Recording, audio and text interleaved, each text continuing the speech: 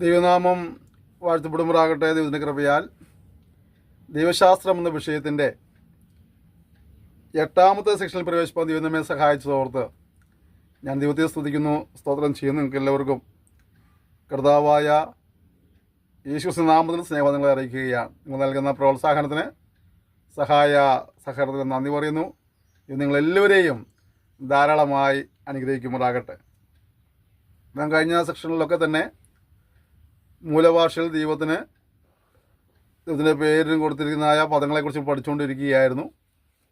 എബ്രായ ഭാഷയിലെ കുറച്ചധികം പദങ്ങൾ നമുക്ക് പഠിക്കാനിടയായിത്തീർന്നു. അതൊക്കെ അവരുടെ ഓരോരുത്തരുടെ വ്യക്തിപരമായ ജീവിതത്തിൽ ദൈവം നടത്തിയ ദൈവിക ഇടപെടലുകളുള്ള വെളിച്ചത്തിൽ അവർ പറഞ്ഞ പദങ്ങളെ നമുക്ക് പഠിക്കാനിടയായിത്തീർന്നു. നാം ഇന്ന് പുതിയ നിയമത്തിൽ കൂടെ കാണുന്നതായ ഒരു പദത്തെക്കുറിച്ച് പഠിക്കാൻ ആഗ്രഹിക്കുകയാണ്. തെയ്യോസ് എന്നാണ് പദത്തിൻ്റെ പേര്. പദം തെയ്യോസ് എന്നാണ്. അത് 2 കൊരിന്ത്യർ 4:4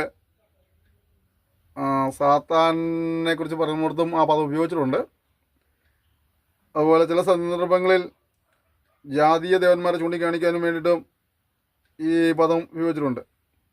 എന്നാൽ ഏറ്റവും കൂടുതൽ പ്രാവശ്യം ഏകസത്യ ദൈവത്തെ വെളിപ്പെടുത്തുവാനാണ് ഈ പദം അധികമായും ഉപയോഗിച്ചിരിക്കുന്നത്. പുതിയ നിയമത്തിൽ കാണുന്ന തെയ്യോസ് എന്ന പദമാണ് ദൈവത്തെ വെളിപ്പെടുത്താനായിട്ട് കൂടുതലായി ഉപയോഗിച്ചിരിക്കുന്നത്. യേശു ക്രിസ്തുവിൻ്റെ ദൈവത്വത്തെ വെളിപ്പെടുത്തുന്ന ഭാഗങ്ങളിലും ഈ പദം ഉപയോഗിച്ചിട്ടുണ്ട്. ക്രിസ്തുവിൻ്റെ ദൈവത്വം എന്നുള്ളതൊക്കെ ഈ തലമുറയിലും ചോദ്യം ചെയ്യുന്ന ആളുകളുണ്ട്. ക്രിസ്തുവിനെ ദൈവത്വമില്ലെന്നും യേശു സാധാ മനുഷ്യനാണെന്നൊക്കെ പഠിപ്പിക്കുന്ന ആളുകളൊക്കെ ഉണ്ട്. അത് ദൈവം പഠിക്കുമ്പോൾ യേശുക്രിസ്തുവിന്റെ ദൈവത്വത്തെ വളരെ വ്യക്തമായി തന്നെ ദൈവത്തിൽ പറയുന്നുണ്ട്. അതിന് അവിടെ ഉദാഹരണമാണ് യോഹന്നാന്റെ സുവിശേഷം 1-ാം അധ്യായത്തിലെ 1 മുതലുള്ള വാക്യങ്ങൾ. ആദിയിൽ വചനമുണ്ടായിരുന്നു, വചനം ദൈവത്തോടു കൂടിയായിരുന്നു, വചനം ദൈവമായിരുന്നു. നമ്മൾ താഴോട്ട് വായിച്ചു വരുമ്പോൾ 14-ാം വാക്യത്തിൽ വചനം ജഡമായി തീർന്നു, കൃപയും സത്യവും നിറഞ്ഞവനായി നമ്മുടെ ഇടയിൽ പാർത്തു എന്ന് കാണുന്നുണ്ട്. അപ്പോൾ കർത്താവായ യേശുക്രിസ്തു ദൈവത്വത്തെക്കുറിച്ച് അവിടെ വളരെ വ്യക്തമായി തന്നെ നമുക്ക് കാണാൻ കഴിയുന്നു. അതുപോലെ തന്നെയാണ് തോമസ് ലീഗ കർത്താവ് വിളിക്കുന്നില്ലേ, എൻ്റെ ദൈവവും കർത്താവുമായുള്ളവയെ എന്ന് വിളിക്കുന്നുണ്ട്. നമ്മൾ തൃത്വത്തെക്കുറിച്ച് ചില കാര്യങ്ങൾ നമ്മൾ തുടർന്ന് പഠിക്കുന്നുണ്ട്. അതുകൊണ്ട് ഞാനിപ്പോൾ ആ ഭാഗത്തെ അങ്ങനെ ഒരുപാട് നേരം ഇപ്പോൾ നിൽക്കാൻ ആഗ്രഹിക്കുന്നില്ല. ഞാൻ പറഞ്ഞ തെയ്യോസ് എന്ന പദം ക്രിസ്തുവിൻ്റെ ദൈവത്വത്തെ സൂചിപ്പിക്കുന്ന വചനഭാഗത്തും ഉപയോഗിച്ചിട്ടുണ്ട് എന്ന് ഞാൻ പറയാൻ വേണ്ടി തുടങ്ങിയത്. മത്തായിയുടെ സുവിശേഷം 23:3, റോമർ 3:30, 1 കൊരിന്ത്യർ 8:4, ഗലാത്യർ 3:20, 1 തിമോഥെയോസ് 2:5 ഈ ഭാഗങ്ങളൊക്കെ തന്നെ ഈ തെയ്യോസ് എന്ന പദം വളരെ ഉപയോഗിച്ച രീതിയിൽ കാണാൻ കഴിയുന്നുണ്ട്. ഇതിൻ്റെ നാം ദൈവത്തെക്കുറിച്ച് പഠിക്കുമ്പോൾ നമ്മൾ ശ്രദ്ധിക്കേണ്ടത്, മനസ്സിലാക്കേണ്ട ഒരു കാര്യമാണ് ദൈവത്തിൻ്റെ ആസ്തിക്യം എന്നുള്ളത്. പ്രപഞ്ചവും മനുഷ്യരും ഉൾപ്പെടെയുള്ള ജീവജാലങ്ങൾക്കും ഇതെല്ലാം ഒരു സൃഷ്ടാവിൻ്റെ സൃഷ്ടികളാണ്.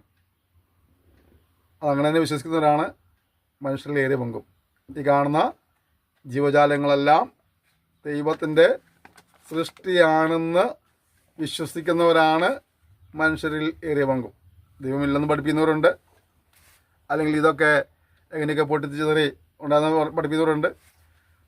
പരിണാമം സംഭവിച്ചതൊക്കെ അങ്ങനെ പഠിപ്പിക്കുന്നുണ്ടെങ്കിൽ തന്നെയും ഭൂരിഭാഗം ആളുകളും ഈ ചരാചരങ്ങളും ഈ മനുഷ്യരെല്ലാം ദൈവത്തിൻ്റെ സൃഷ്ടിയാണെന്ന് തന്നെയാണ് വിശ്വസിക്കുന്നതും പഠിക്കുന്നതൊക്കെ. ഞാനും ആ കൂട്ടത്തിൽപ്പെടുന്ന ആളാണ്. അപ്പോൾ ഇവിടെ നമ്മൾ കാണുന്ന കാര്യം,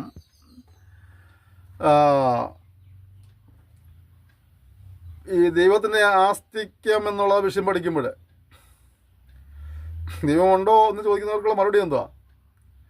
അപ്പോസ്തലനായ പൗലോസ് പറയുന്നത് അവിശ്വാസികളായ ആളുടെ ഇടയിൽ പോലും ദൈവത്തെക്കുറിച്ചുള്ള ഒരു ബോധ്യം ഉണ്ടായിരുന്നുള്ളതാണ്. കാരണം റോമർ 1:21 അവർ ദൈവത്തെ അറിഞ്ഞിട്ടും ദൈവമെന്ന് ഓർത്ത് മഹത്വീകരിക്കുകയോ നന്ദി കാണിക്കുകയോ ചെയ്തില്ല. അതിനാൽ തങ്ങളുടെ നിരൂപണങ്ങളിൽ അവർ വ്യർത്ഥരായി തീർന്നു എന്നും അവരുടെ വിവേകമില്ലാത്ത ഹൃദയം ഇരുണ്ടുപോയെന്നും പറയുന്നു. റോമർ 1:25 ദൈവത്തിൻ്റെ സത്യം അവർ വ്യാജമാക്കി മാറ്റിയെന്ന് കാണാൻ കഴിയുന്നുണ്ട്. റോമർ 1:19 ദൈവത്തെക്കുറിച്ച് അറിയാവുന്നത് അവർക്ക് വെളിവായിരിക്കുന്നു എന്നും ദൈവം അവർക്ക് വെളിവാക്കിയെന്നും കാണുന്നുണ്ട്. അപ്പോൾ ദൈവത്തെക്കുറിച്ച് മനുഷ്യൻ്റെ ബോധ്യം ഉണ്ടാക്കാൻ വേണ്ടി ഈ സൃഷ്ടികളിലൂടെ ചരാചരങ്ങളിലൂടെയൊക്കെ ദൈവം തൻ്റെ മഹത്വം വെളിപ്പെടുത്തുന്നുണ്ട്. 10 മാസം പഠിക്കുമ്പോൾ കാണുന്നില്ലേ, ആകാശം ദൈവത്തിന് കൈവേലയെ പ്രസിദ്ധമാക്കുന്നു അല്ലേ.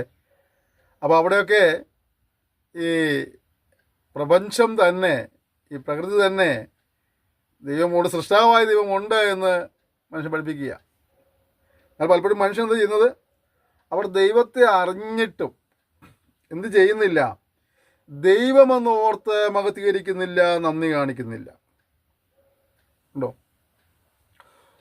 ഒരു സൃഷ്ടാവുണ്ട്, ഇതൊക്കെ സൃഷ്ടാവിൻ്റെ കരവിരുതുകളാണ്, ഞാൻ അവൻ്റെ സൃഷ്ടിയാണ് എന്നുള്ള ബോധ്യമൊക്കെ ഉണ്ടായിട്ട് പോലും ആ നിലകളിൽ സൃഷ്ടാവിന് കൊടുക്കേണ്ട മഹത്വം കൊടുക്കുവാനോ നമ്മെ പരിപാലിക്കുന്ന ദൈവത്തോട് നന്ദി കാണിക്കുവാനോ കഴിയാതിൽ പോകുന്ന മനുഷ്യൻ്റെ പരാജയം, ആ പരാജയത്തിന് അനന്തര ഫലമായി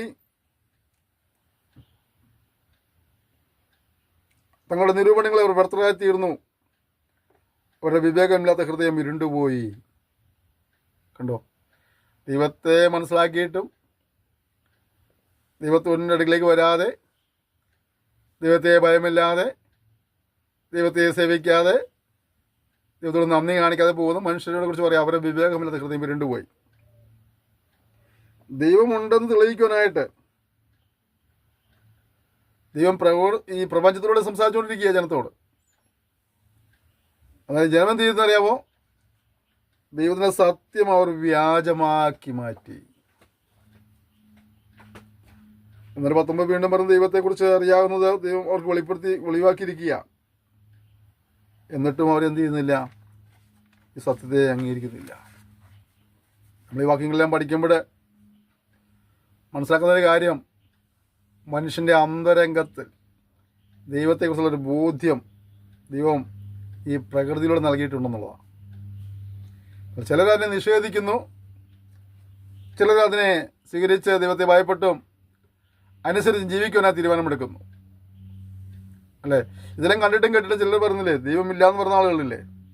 വചനം പറയുന്നത് സങ്കീർത്തനം 14:1 53 സംഘം പഠിക്കുമ്പോൾ കാണുന്നതാണ്, ദൈവമില്ല എന്ന് മൂഢൻ്റെ ഹൃദയത്തിൽ പറയുന്നു. അപ്പോൾ ദൈവമില്ല എന്ന് പറഞ്ഞാൽ ആരാണ്? ഈ കാണുന്ന സകല ചരാചരത്തെയും സൃഷ്ടിക്കുകയും പരിപാലിക്കുകയും ചെയ്യുന്ന സൃഷ്ടാവായ ദൈവം ഇല്ല എന്ന് പറയുന്നവൻ ആരാന്ന് പറഞ്ഞത്? മൂഢൻ എന്നാണ് വചനം പറയുന്നത്. ബുദ്ധിയില്ലാത്ത എന്ന് പറഞ്ഞത് അല്ലേ. സാധാരണ ആളുകൾ കളിയാക്കി പറയാറില്ലേ, വിവരക്കേടുകൾക്ക് അത് ശിക്ഷിക്കാൻ നിയമമില്ലെന്ന് പറയാറുണ്ട്. തമാശ പറഞ്ഞാൽ നമ്മുടെ നാട്ടിലൊക്കെ പലരും നമുക്ക് കാണാം, വിവരക്കേടുകൾ പറയുകയും പ്രവർത്തിക്കുന്ന ആളുകൾ നമുക്ക് കാണാറുണ്ട്. പലരും എന്നെ മൈൻഡ് ചെയ്യാറില്ല. ഇതാ മനുഷ്യൻ ഈ പ്രപഞ്ചം പോലും ഒരു സൃഷ്ടാവുണ്ടെന്ന് പഠിപ്പിച്ചിട്ടും മൗനമായി പ്രപഞ്ചം പോലും എനിക്കൊരു സൃഷ്ടാവുണ്ടെന്ന് സംസാരിക്കുമ്പോഴും ആ സൃഷ്ടാവിനെ അവഗണിച്ച് പോകുന്നവരും അനുസരിക്കാതെ പോകുന്നവരും അങ്ങനെ ഒരാളില്ലെന്ന് പറയുന്നവരെ പോലെയുള്ള മൂഢന്മാർ പിന്നെ ആരാ ഉള്ളത്? യോഗ്യത പ്രിയപ്പെട്ടവരെ, ദൈവത്തെ ഭയപ്പെട്ട് ജീവിക്കാനായ കർത്താവ് നമ്മെ ഒരു സഹായിക്കുമ്പോഴാകട്ടെ. ഇങ്ങനെ നിഷേധിക്കുമ്പോൾ ഇത് അവൻ്റെ സ്വയമായ ഒരു നിഷേധ പ്രവൃത്തിയാണ്. ദൈവപ്രമാണം അനുസരിച്ച് ജീവിക്കാത്തവൻ യഹോവയെ ത്യജിച്ച് നിന്ദിക്കുകയും അവൻ്റെ അഹങ്കാരത്താൽ ദൈവമില്ല എന്ന് ചിന്തിക്കുകയും ചെയ്യുന്നു.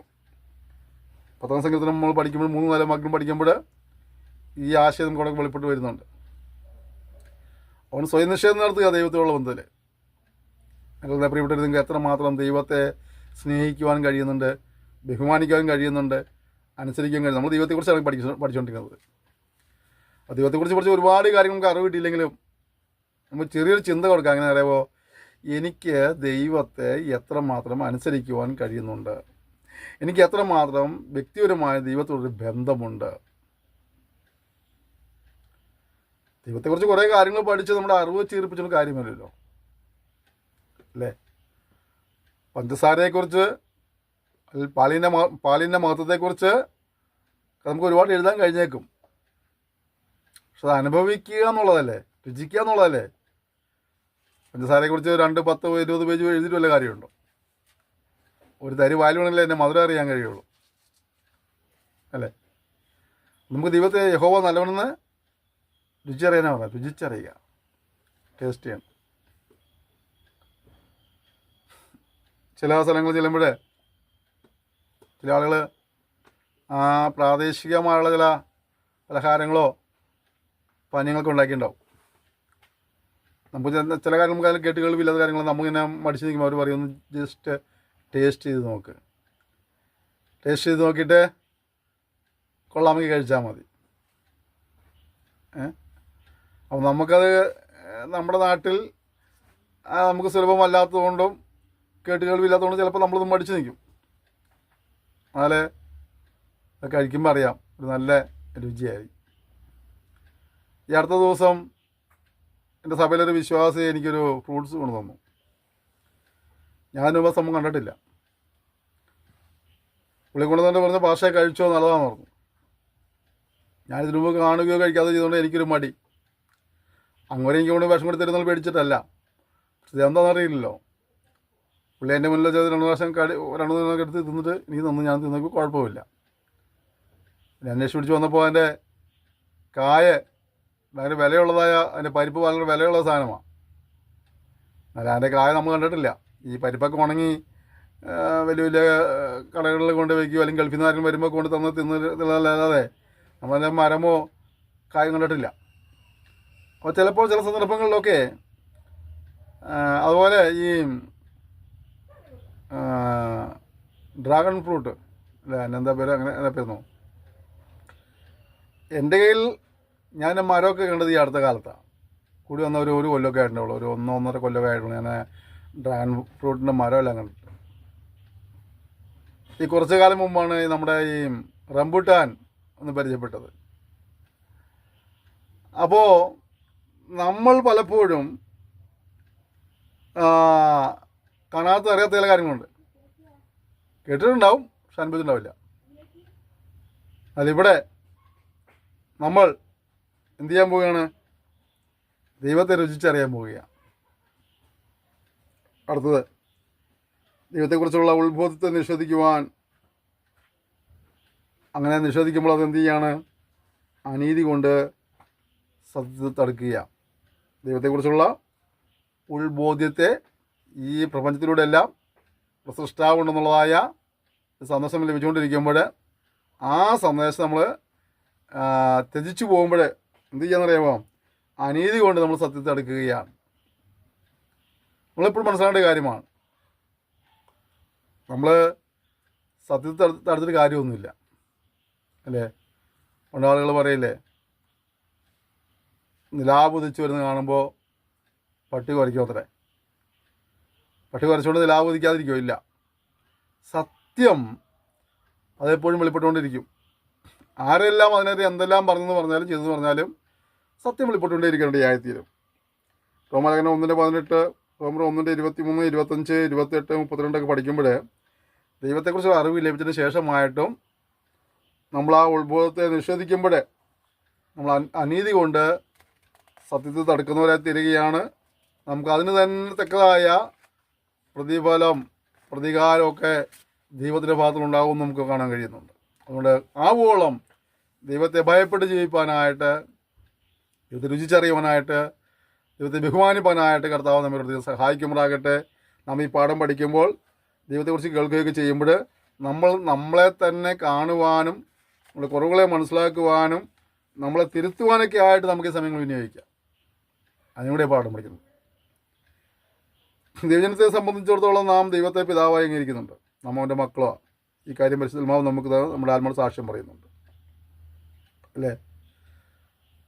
ദൈവമക്കളെ സംബന്ധിച്ചുള്ള ദൈവം ആരാണ്? നമുക്ക് പിതാവാണ്, പിതാവായ ദൈവമാണ്. പിതാവ് എന്ത് ചെയ്യാണ്? മക്കളെ പരിപാലിക്കുന്നു, മക്കളെ പോഷിപ്പിക്കുന്നു എന്നുള്ളതാണ്, അല്ലേ? ഇത് പരിശുദ്ധാത്മാവ് നമ്മുടെ ആത്മാവിനോട് സാക്ഷ്യം പറയുന്നു എന്നാണ് റോമർ 8:16 പറയുന്നത്. നാം ദൈവത്തെ പിതാവെ അംഗീകരിക്കുമ്പോൾ നാം അവൻ്റെ മക്കളാണെന്നുള്ള കാര്യം പരിശുദ്ധാത്മാവ് എന്ത് ചെയ്യാണ്? നമ്മുടെ ആത്മാവോട് സാക്ഷ്യം പറയുന്നു. എത്ര ശ്രേഷ്ഠമേറിയ ഒരു പദവിയല്ലേ ഈ സ്ഥലത്തിൻ്റെ സൃഷ്ടാവുകയും പരിപാലകനായ ദൈവത്തിൻ്റെ മക്കളെന്ന് പറയാനായിട്ട്. അതിനുവേണ്ടി നമ്മൾ എന്താ ചെയ്തത്? അവനെ കൈക്കൊണ്ട് അവൻ്റെ നാമത്തിൽ വിശ്വസിക്കുന്നവർക്ക് ദൈവമക്കളെ തിരുവൻ ദൈവ അധികാരം കൊടുത്തിരിക്കുക. നിസ്സാരമായ ലളിതമായ നടപടിക്രമത്തിലൂടെ നാം ദൈവത്തിന് മക്കളെ തിരിക്കുക. അതെങ്ങനെയാ? പുരുഷൻ്റെ ഇഷ്ടത്തിലല്ല, പിന്നെന്താണ്? ജീവനുള്ളതും ഉൾനാട്ടുന്നതുമായ ദൈവവചനത്താലെന്നാണ് നമ്മൾ ലേഖനങ്ങളിൽ വായിക്കുന്നത്. അപ്പോൾ നമ്മൾ ദൈവത്തിന് മക്കളായി തീർന്നു. ദൈവത്തിന് മക്കളായി തീർന്നപ്പോൾ അതിൻ്റെ ഭാഗ്യം എന്തുവാ? ഇവിടുത്തെ ഏതെങ്കിലും ഒരു കോടീശ്വരൻ്റെ മകനായിട്ട് നമ്മളെ ജീവിച്ചു കഴിഞ്ഞാൽ അയാളുടെ സ്വത്തിനെല്ലാം അവകാശിയാണ്, അല്ലേ? അങ്ങനെയാണെങ്കിൽ സകലത്തെയും സൃഷ്ടിച്ച ചരാചരങ്ങളെയും പരിപാലിക്കുന്ന ഈ ദൈവത്തിൻ്റെ മകനാ മകളെന്ന് പറയുമ്പോൾ എന്താ അർത്ഥം? അതിൻ്റെ അയ്യോ, ആ പിതാവിൻ്റെ ഉള്ള എല്ലാ നന്മകൾക്കും നമ്മൾ ഓഹരിക്കാരാന്നുള്ളതാണ്. അതുകൊണ്ട് വചനം പറയുന്നുണ്ട്, നമ്മൾ മക്കളെങ്കിലോ അവകാശികളും ക്രിസ്തുവിൻ്റെ കൂട്ടവകാശികളെന്ന് പറയുന്നത്. കർത്താവായ യേശു ക്രിസ്തുവിനെ പിതാവായ ദൈവത്തിൻ്റെ സന്നിധിയിൽ എന്തെല്ലാം അവകാശങ്ങളുണ്ടോ അതിൻ്റെ രോഗി നമുക്കും ഉള്ളതാണ്. നമ്മൾ കർത്താവ് എത്ര ശ്രേഷ്ഠമേറിയ പദവിയിലേക്ക് കൊണ്ടുവന്നിരുന്ന അറിയാമോ? പണ്ട് ഞാനൊരു കഥ കേട്ടിട്ടുണ്ട്. ഒരു അനാഥ പയ്യൻ മാതാക്കൾ ഉപേക്ഷിച്ച് തെരുവിൽ അലഞ്ഞു നടക്കുകയായിരുന്നു. ആ തെരുവിൽ അലഞ്ഞു നടക്കുന്നപ്പോൾ മറ്റുള്ളവരുടെ ഉപദ്രവം സഹിച്ച് ഒരു നേരത്തെ ആഹാരത്തിലേക്ക് വേണ്ടി പലരുടെയും മുമ്പിൽ കൈ നീട്ടിയൊക്കെ ജീവിക്കുന്ന കാലഘട്ടമാണ്. അപ്പോഴാണ് ഒരു വിദേശി അതുവഴി വന്ന് ചെറുക്കനെ കണ്ടു. ഈ ചെറുക്കനോട് മനസ്സിലായി തോന്നി. ആ വിദേശിയായ മനുഷ്യൻ ഇവിടുത്തെ സർക്കാരും ബന്ധപ്പെട്ട അധികാരികളെ ബന്ധപ്പെട്ടു. അങ്ങനെ ഈ കൊച്ചിനെ അവർ ദത്തെടുത്തു. ഈ തെരുവിൻ്റെ ഓരത്ത് മറ്റുള്ളവരെ ആട്ടും തുപ്പും കേട്ട് ഉപദ്രവവും സഹിച്ച് ഒരു നേരത്തിന് ആഹാരത്തിന് വകയില്ലാതെ ഉടുതുണിക്ക് മറുതുണിയില്ലാതെ കീറി പൊളഞ്ഞ് ചപ്പറത്തലയായി നടന്ന ഈ ചെറുക്കനെ ഈ മനുഷ്യൻ ദത്തെടുത്ത് കഴിഞ്ഞിട്ട് അവനെ കൊണ്ടുവന്ന് കുളിപ്പിച്ച് എൻ്റെ മുടിയെല്ലാം വെട്ടി വലിയ ഡ്രസ്സെല്ലാം വാങ്ങി അവനെ വിമാനത്തിൽ കയറ്റി, അതായത് സ്വന്തം നാട്ടിൽ കൊണ്ടുപോകും. അവിടെ ചെന്ന് കഴിഞ്ഞപ്പോൾ ചെറുക്കനെ കാണുന്നതെല്ലാം പുതുമയാണ്.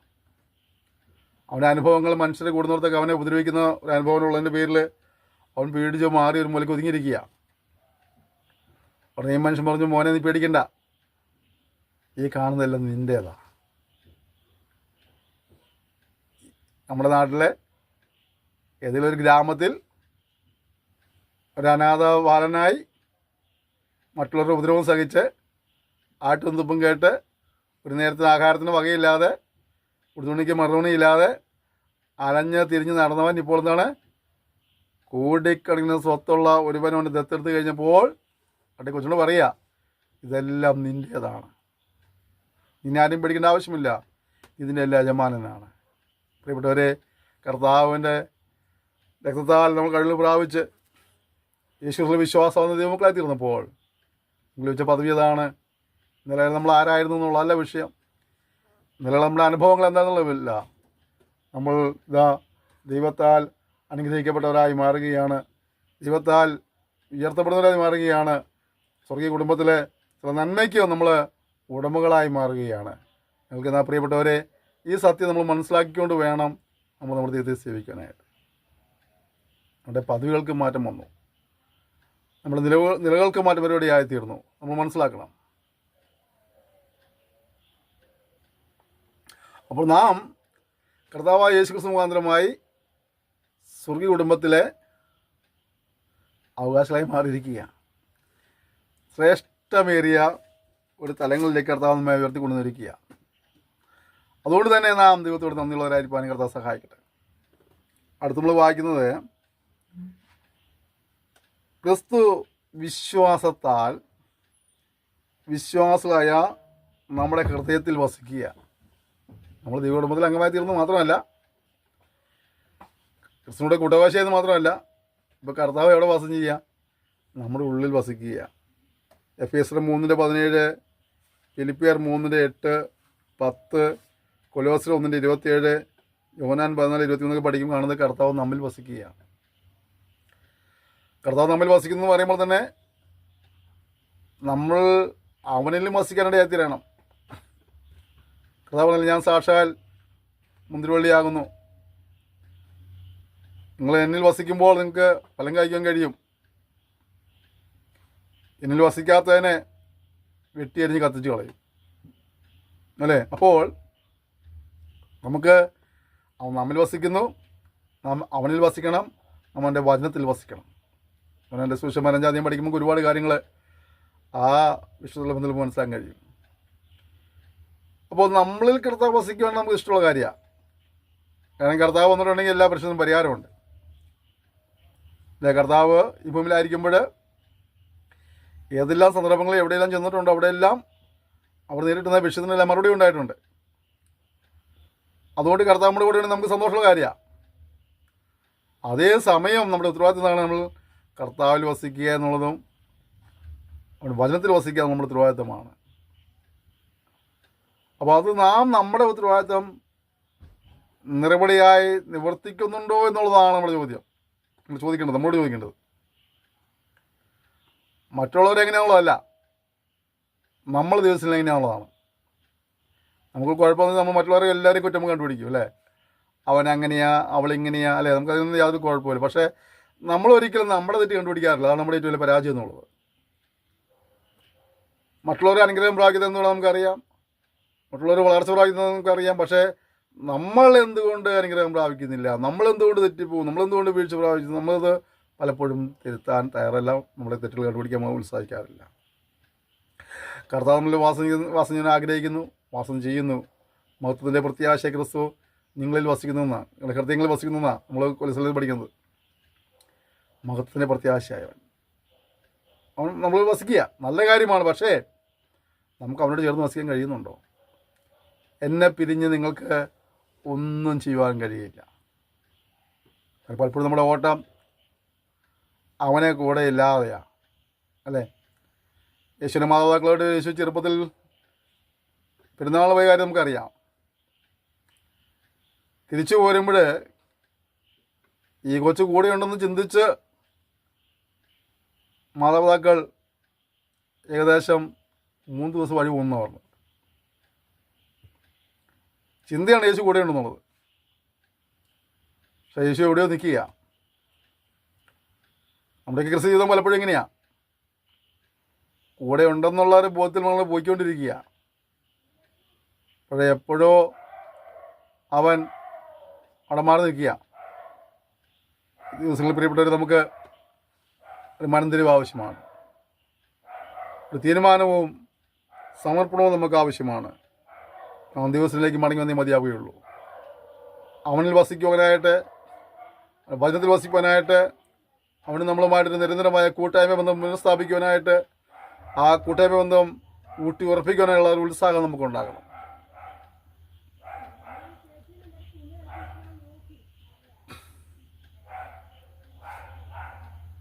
മനുഷ്യൻ്റെ ധാർമ്മിക ബോധ്യവും ദൈവാത്മാവും ദൈവത്തിൻ്റെ ആസ്തിക്യത്തിന് സാക്ഷ്യം വഹിക്കുന്നുണ്ട്.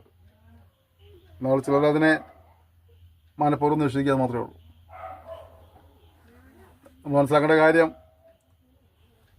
നമ്മുടെ ധാർമ്മിക ബോധ്യത്തിൽ നമുക്കൊരു ഇതുണ്ട്. ആ ധാർമ്മിക ബോധ്യം നമ്മളിൽ ദൈവത്തെ അടുപ്പിക്കേണ്ടതായിത്തീരണം. പ്രപഞ്ചം നമുക്ക് തരുന്നതായ കാര്യങ്ങളിൽ നമുക്ക് ദൈവത്തെ കാണാൻ കഴിയുന്നുണ്ട്. അതുകൊണ്ട് നമ്മൾ ദൈവത്തെ ആ നിലകളിൽ അനുസരിക്കാനായിട്ട് ഇടപെടണം.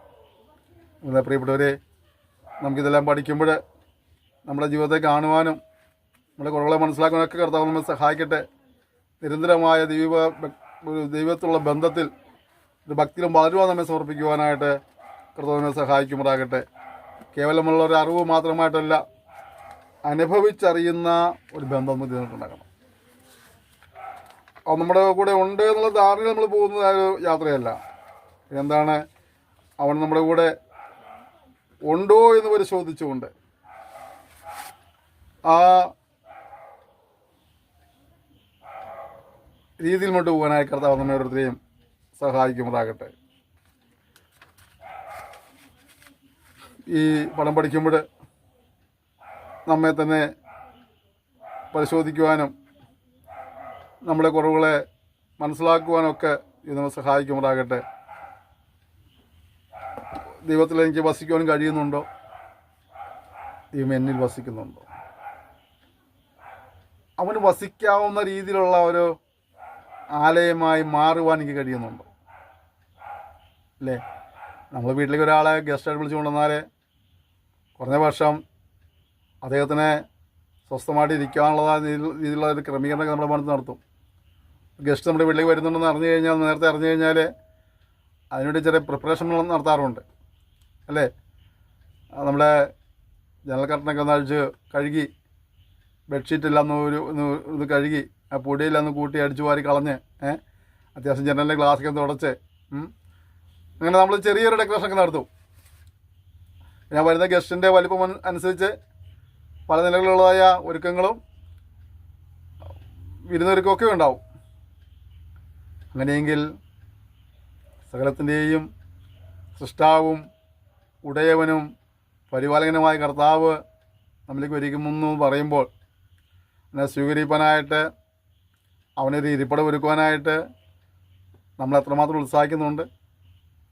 ചിലർ ജീവിതത്തിൽ എപ്പോഴോ യേശുവിന് സ്ഥാനം കൊടുത്തു, ഹൃദയം കൊടുത്തു യേശുവിന്, പിന്നെ ആ വഴിക്ക് തിരിഞ്ഞു നോക്കിയിട്ടില്ല. നമ്മളൊരാളെ വിളിച്ച് വീട്ടിൽ കയറ്റി ഇരുത്തിയിട്ട് നമ്മൾ പുറത്തേക്ക് ഇറങ്ങിപ്പോയാൽ എത്ര നേരം ആ മനുഷ്യനോട് കാത്തിരിക്കും? കുറച്ച് സമയം പുള്ളി ഇറങ്ങിപ്പോവില്ലേ? കഴിഞ്ഞ കാലം കർത്താവുമായിട്ട് കൂട്ടായ്മ ബന്ധം സ്ഥാപിച്ച് രക്ഷയുടെ അനുഭവത്തിൽ വന്നതായി പ്രിയപ്പെട്ടവരെ, ശാന്തമായി ചിന്തിക്കാം, ആ ബന്ധം വളർത്തിയെടുക്കാൻ കഴിയുന്നിട്ടുണ്ടോ? അത് തമ്മിൽ വാസം ചെയ്യുന്നുണ്ടോ? നമുക്ക് അവനിലും അവൻ്റെ വചനത്തിലും വസിക്കുവാൻ കഴിയുന്നുണ്ടോ? ഇല്ല എങ്കിൽ ഈ പാഠം പഠിക്കുമ്പോൾ ഒന്നും പാളിച്ചകൾ കണ്ടുപിടിച്ച് ഏറ്റുപറഞ്ഞ് ഉപേക്ഷിച്ച് ഉപതി തീരുമാനത്തോടെ ഉപതി സമർപ്പണത്തോടെ കൊണ്ടുപോകാനായിട്ട് ഇത് നമ്മെ സഹായിക്കട്ടെ. നമ്മെ സമർപ്പിച്ച് ദൈവത്തോട് ഒരുമിച്ച് പ്രാർത്ഥിക്കുക. സ്വർഗീയ പിതാവേ തന്ന സെക്ഷനായി സ്തോത്രം ചെയ്യുന്നു. നമ്മൾ സംസാരിച്ചുകൊണ്ടിരുന്നല്ലോ, നീ ഞങ്ങളിൽ വാസം ചെയ്യുന്നതുകൊണ്ട് തന്നെ ഞങ്ങൾ നിന്നിൽ വസിപ്പാൻ, നിൻ്റെ വചനത്തിൽ വസിപ്പാൻ, നിങ്ങളുടെ കൂട്ടായ്മ ദൃഢമായി മുന്നോട്ട് കൊണ്ടുപോകാൻ സഹായിക്കുമാറാകണമേ എന്ന് പ്രാർത്ഥിക്കുന്നു. എനിക്ക് ഹൃദയം നന്നാ പ്രിയപ്പെട്ടവർ, അനുദിനമുള്ള കൂട്ടായ്മ വളരെ സുഖം സഹായിക്കണമേ. നീ കൂടെ ഉണ്ടെന്നുള്ള ധാരണയിൽ മുന്നോട്ട് പോകുന്ന പോക്കല്ല, മറിച്ച് നീ കൂടെ ഉണ്ടെന്നുള്ളതായ ഉത്തമമായ ബോധ്യത്തോടും അറിവോടും അനുഭവത്തോടു കൂടി മുന്നോട്ട് പോകാനായ കർത്താവ് സഹായിക്കുമാറാകണമെന്ന് പ്രാർത്ഥിക്കുന്നു. ഈ പഠിതാക്കളെ നീ അനുഗ്രഹിക്കണമേ. ഒരു വ്യക്തിപരവും കുടുംബപരമായ സമസ്ത വിഷയങ്ങൾ കർത്താവ് അത്ഭുതങ്ങളെ പ്രവർത്തിച്ചവരെ വഴിയെടുത്തുമാറാകണമെന്ന് പ്രാർത്ഥിക്കുന്നു. ഈ പാഠ്യപദ്ധതി ചെന്നും വചനം പഠിക്കുന്നവരെയും പഠിപ്പിക്കുന്നവരെയും ശുശ്രൂഷ എടുത്ത് പ്രാർത്ഥിക്കുന്നവരെയും സന്ദേശങ്ങൾ പങ്കുവയ്ക്കുന്നവരെയും എല്ലാവരും എടുത്ത് പ്രാർത്ഥിക്കുന്നു. ഭാവിയെ സഹായിക്കുന്നവരെല്ലാം നീ അനുഗ്രഹിക്കണമേ. ഏറെ പ്രതിഫലങ്ങൾ അതിനെല്ലാം മേടിക്കുവാനായിട്ട് ഇവരെ അനുഗ്രഹിച്ചവരെ, നിൻ്റെ അനുഗ്രഹങ്ങളാൽ നീ ഇവരെ അലങ്കരിക്കുമാറാകണമെന്ന് പ്രാർത്ഥിക്കുന്നു. പ്രതിഫലങ്ങൾ സഹായിച്ചു വയ്ക്കുക. സ്തോത്രം എന്നെയും തിരുനാമത്തെ മഹത്വപ്പെടുത്തിയാട്ടെ. പ്രാർത്ഥനയോടുള്ള സ്തോത്രം ഈശ്വരനാം തന്നെ. ആമേൻ. ക്ഷമയോടെ സന്ദേശത്തിന് നന്ദി പറയുന്നു. ഇത് നിങ്ങളെല്ലാവരെയും ധാരാളം അനുഗ്രഹിക്കുമാറാകട്ടെ. കർത്താവ് താമസിച്ചാൽ നമുക്ക് അടുത്ത സെക്ഷനിൽ വീണ്ടും കാണാം. അതുവരെയും കർത്താവിൻ്റെ വിസ്താരം ചേർത്ത് നമ്മൾ സൂക്ഷിക്കണം. പരസ്പരം ഓർത്ത് പ്രാർത്ഥിക്കാം. സന്ദേശങ്ങൾ പങ്കുവയ്ക്കണം. ശുശ്രൂഷ ഓർത്ത് പ്രാർത്ഥിക്കണം. യൂട്യൂബ് ചാനൽ സബ്സ്ക്രൈബ് ചെയ്യണം എന്ന് എനിക്കറിയാം. പുതിയ പുതിയ ആളുകളൊക്കെ സബ്സ്ക്രൈബ് ചെയ്ത് തുടങ്ങുന്നുണ്ട്. നിങ്ങളെല്ലാം ഓർത്ത് ഇത് സ്തുതിക്കുക, നന്ദി പറയുക. ആരൊക്കെയോ സന്ദേശങ്ങൾ ഒരുപാട് പേർക്ക് ഷെയർ ചെയ്യുന്നതുകൊണ്ടായിരിക്കാം പുതിയ പുതിയ വ്യക്തികളൊക്കെ ഇതൊക്കെ അറിയുകയും കാണുകയും ചെയ്യുന്നത്. അതെല്ലാം സഹകരണത്തിന് നന്ദി പറയുന്നു. തുടർന്ന് നിങ്ങൾ ഇനിയും മറ്റുള്ളവരിലേക്ക് എത്തിക്കണത് ദൈവനും എല്ലാവരും പഠിക്കട്ടെ. ദൈവനും പഠിക്കുകയും പഠിച്ച കാര്യങ്ങൾ മറ്റുള്ളവരെ പഠിപ്പിക്കുകയും ചെയ്യുക. ഞങ്ങളെല്ലാം തികഞ്ഞ് പഠിച്ചിട്ടല്ല ഞങ്ങൾക്ക് മനസ്സിലായ കാര്യങ്ങൾ ഞങ്ങൾ നിങ്ങളെ പഠിപ്പിക്കുക. നിങ്ങൾ മനസ്സിലാക്കിയ നിങ്ങൾ മറ്റുള്ളവരെയും പഠിപ്പിക്കുക. അങ്ങനെ ദൈവവചനം നമുക്ക് കൈകളിൽ നിന്ന് കരങ്ങളിൽ കൈമാറി നേരെ പക്കലെത്തുവാൻ ഇടയായിത്തീരട്ടെ. എല്ലാ സഹകരണത്തിനും പ്രോത്സാഹനം നന്ദി പറയുന്നു. Thank you. May God bless you.